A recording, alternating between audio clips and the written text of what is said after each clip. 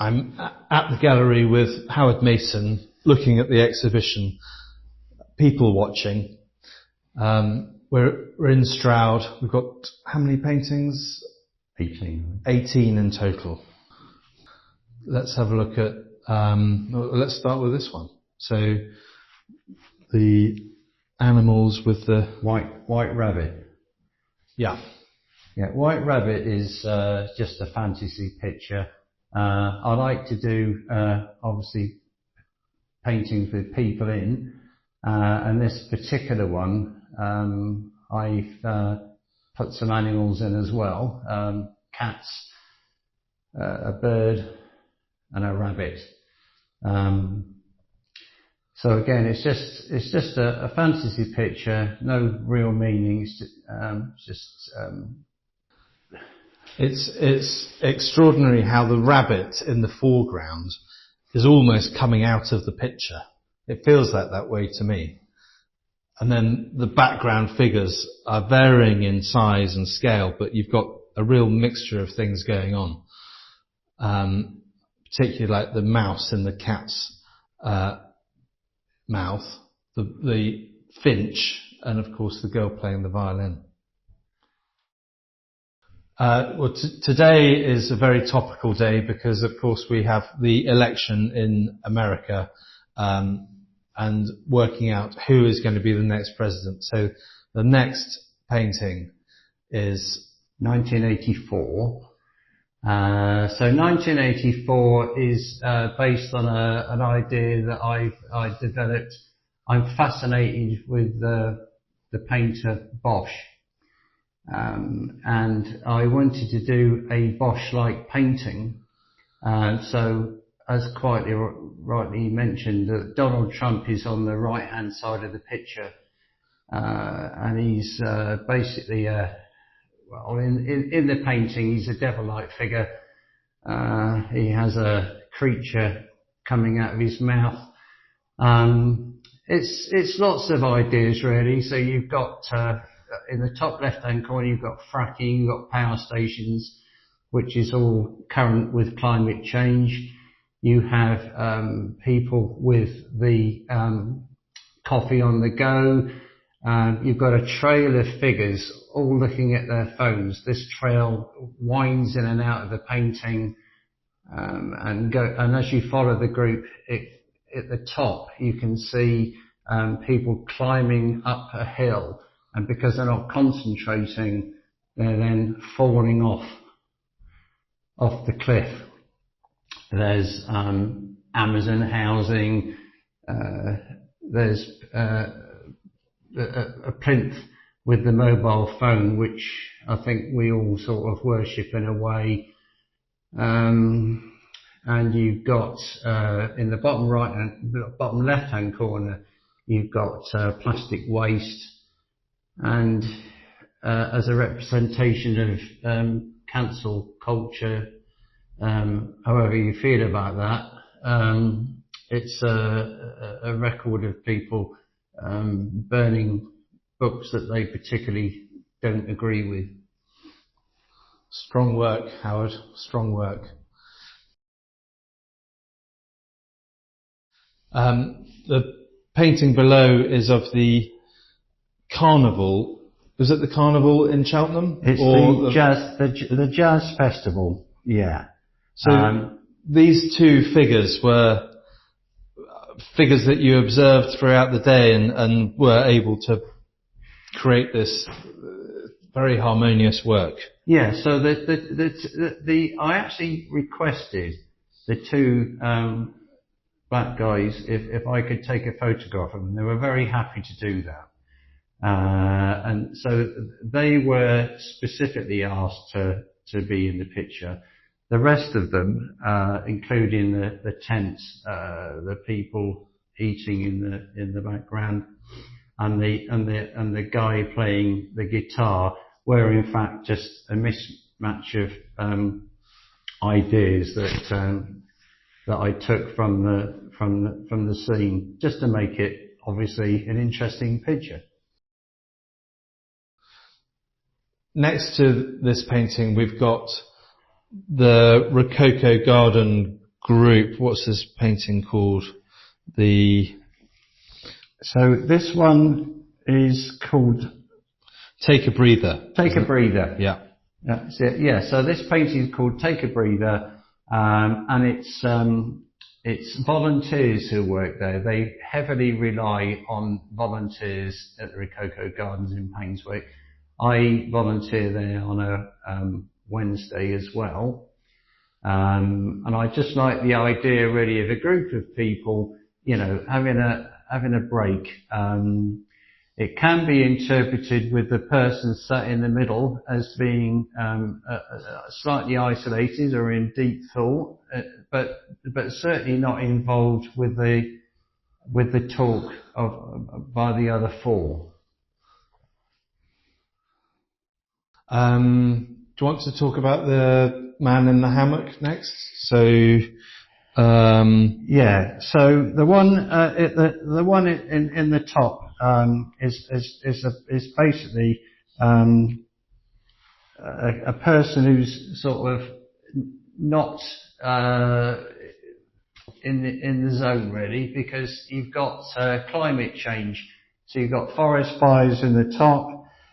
You've got an old American-style gas station, which is coming to the end of its existence with how things are going. But the main theme with this particular picture is the fact that the person represented there is just ignoring what's going on, and in complete ignorance of all what's going on around him. While the world burns.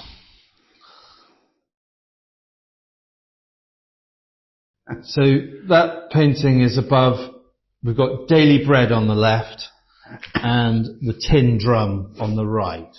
So daily bread, I make bread twice a week, and I just love the concentration and the energy, and I wanted to show that with obviously facially, but more so with the hands and the arms, because there's quite a lot of energy. It only takes 15 minutes, but 15 minutes of pounding away at flour and water is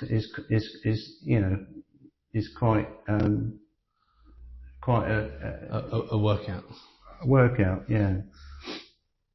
It reminds me of paintings by Caravaggio, where you've got really strong shadows, really strong light, which highlights exactly what's going on in the subject matter.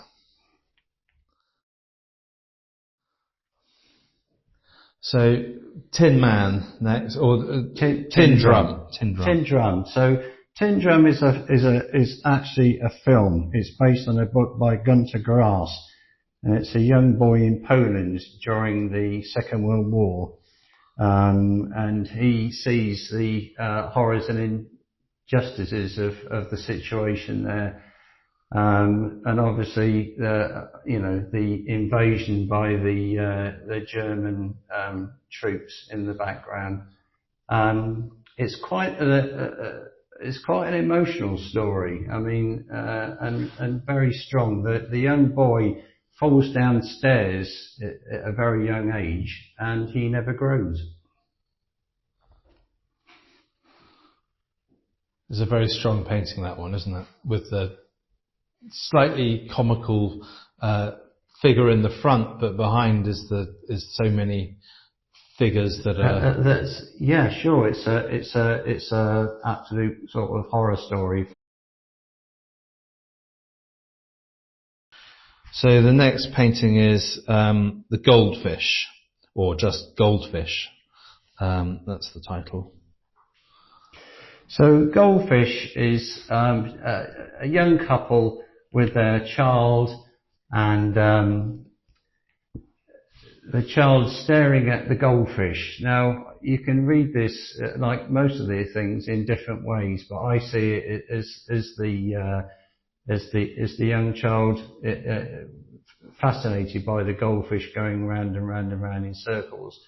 But then it also represents life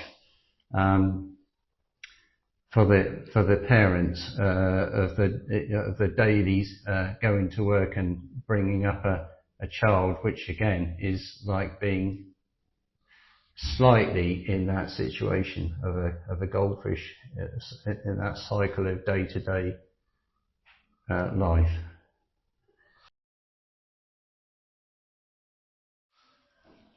Onto one of the larger pictures, and this one is called Safe Place. Okay, so Safe Place is a young lady, and she's trying to push back the jaws of life. So you've got relationships, mortgages, tablets, pensions, body image, makeup, calendars, and you know the possibility of drinking to sort of hide those things. But she's pushing and hiding all the concerns of day-to-day life, and what it brings you. Do you think the other drawers are opening as she pushes some shut? That was the intention. That's right. I mean, because obviously these problems that come out, that you don't know when they're going to happen, and also, you know, it's just it can be a constant thing, and how you cope with it. Next on the wall is Me, Myself and I. Okay, so Me, Myself and I is just a subject that I was just attracted to a couple of years ago, and it's actually 3 figures, but all 3 figures are myself. So the father, the mother, I got a dress from a charity shop and a wig, and the baby. If you look closely in the picture, you'll see the baby has a beard, because that's just me again, and it's just it just came into my mind with all the mention of gender and gender politics that's in the news constantly these days. This one is called Fading Away, is that right?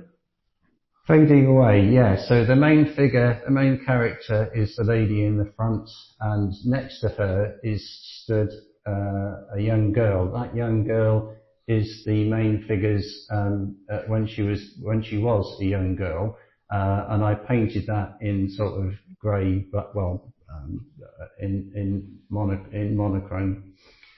It has a picture at the bottom of a doll, which is her doll from when she was young.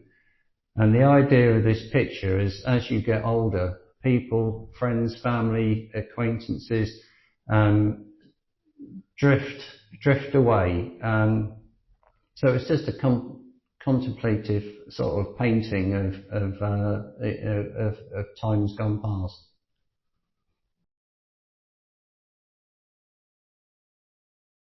Birdman was painted during lockdown, is that right? Yeah. So Birdman was indeed painted during lockdown. I wanted to sort of show that sort of figure squashed and enclosed in a small box. The Birdman title actually comes from when I painted it. I actually thought, because of the sort of tail of my suit jacket and the way that I was posed with my head looking up, I actually thought it looked bird-like. So that's where the name comes from. He's brilliantly squashed into the frame, isn't he? Yeah. There's no escape. There's no confined space. That's right, confined space. Yeah.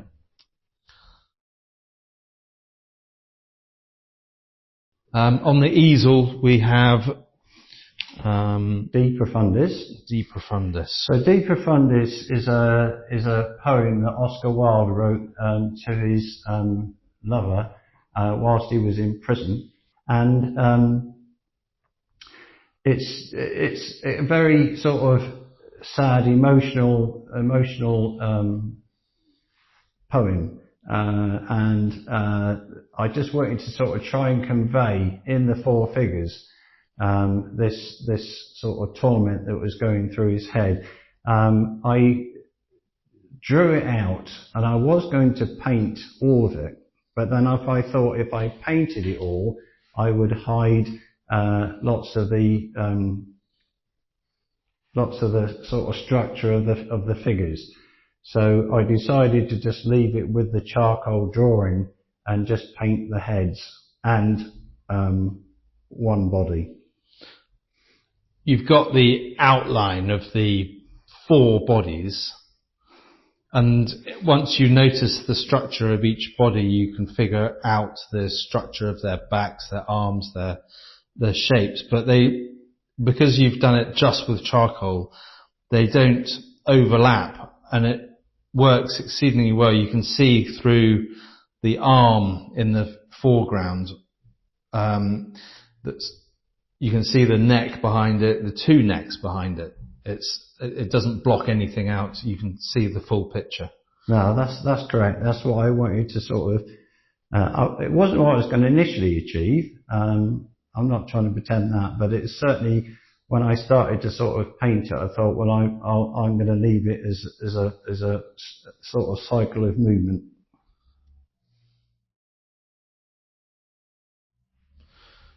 So, second but last, we have Shelter. Shelter is a painting in fact, of my two children when they were younger.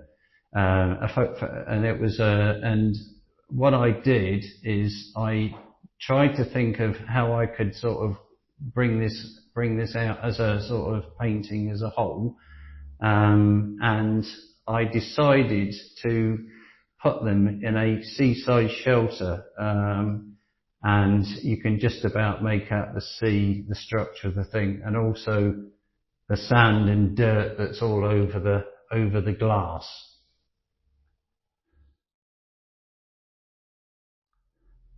The last work is Sebastian, which references Renaissance art and Saint Sebastian depictions.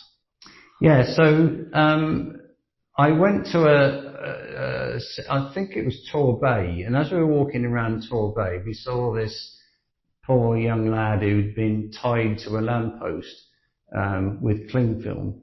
So that image stayed in my mind, and then later on I decided to do a painting of it in the middle of a shopping centre with two sort of blurred figures. And the original Saint Sebastian paintings are in fact